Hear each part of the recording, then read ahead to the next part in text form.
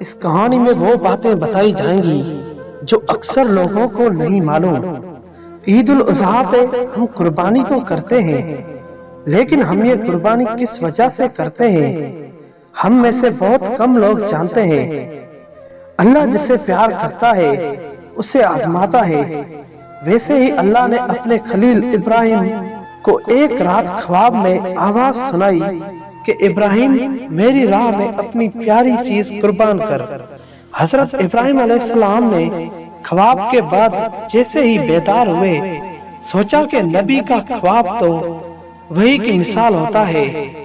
اللہ چاہتا ہے کہ میں اپنی پیاری چیز قربان کروں۔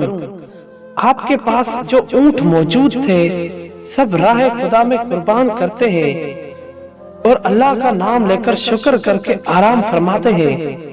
جیسے ہی آرام کرتے ہیں خواب میں پھر سے آواز آتی ہے، ابراہیم اپنی پیاری سے پیاری چیز میری راہ میں قربان کر۔ ابراہیم علیہ السلام بیدار ہوئے تو سوچنے لگے کہ مجھے تو سب سے پیارا میرا فرزند اسماعیل علیہ السلام ہے۔ کیا اللہ یہ دیکھنا تو نہیں چاہتا کہ میں اسماعیل سے زیادہ عشق کرتا ہوں یا اپنے خالق حقیقی سے؟ بس جیسے ہی یہ خیال ابراہیم علیہ السلام کے ذہن پر تھا آپ نے ارادہ کر لیا تھا اسے راہ خدا میں قربان کروں گا۔ صبح اٹھ کے اپنی زوجہ بی بی ہاجرہ سے کہنے لگے، میرے بیٹے اسماعیل علیہ السلام کو اچھا لباس پہنا، آج میں اپنے دوست کی دعوت پر لے کے جاؤں گا۔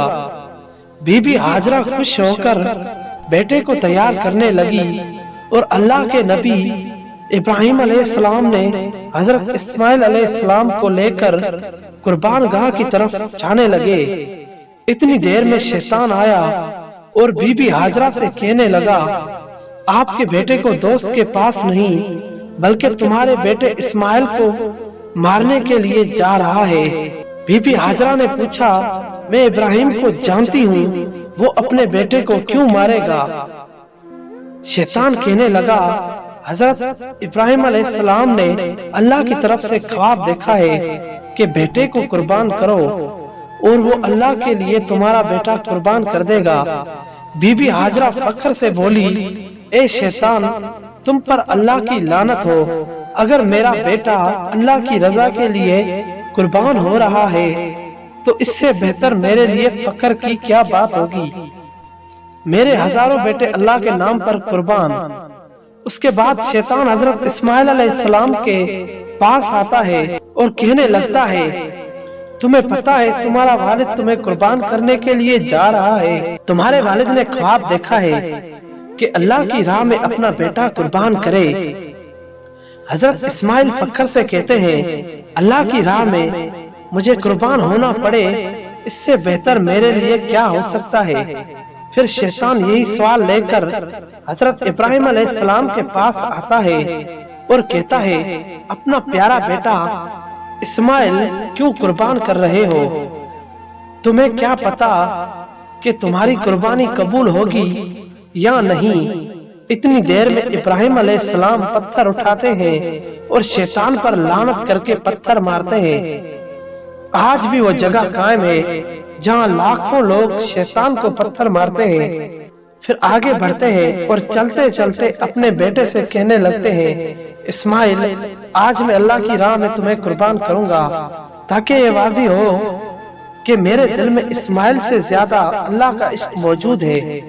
آپ کے فرزندان اسماعیل فخر سے کہتے ہیں، بابا اس سے بہتر میرے لیے اور کیا ہوگا کہ مجھے اللہ کی راہ میں اللہ کا نبی قربان کرے، لیکن بابا میں کچھ عرض کرنا چاہتا ہوں۔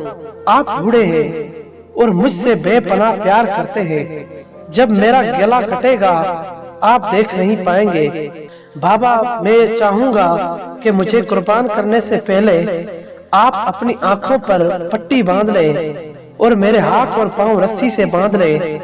بس حضرت ابراہیم علیہ السلام حضرت اسماعیل علیہ السلام کے ہاتھوں اور پاؤں رسی سے باندھ کے اپنی آنکھوں پہ پٹی باندھ دیتے ہیں اور چھری کو حضرت اسماعیل علیہ السلام کے گلے کے قریب کرتے ہیں اور آسمان کی طرف دیکھ کے فرماتے ہیں، اے اللہ اگر تو مجھے ہزاروں اسماعیل عطا کرتا تو سب اسماعیل تیرے نام پہ قربان کرتا، یہ کہا اور جیسے ہی چھری کو پھیرنے لگا اللہ نے جبرائیل کو حکم دیا کہ جا اور جنت سے ایک خوبصورت جانور لے کے اسماعیل کی جگہ پیش کر۔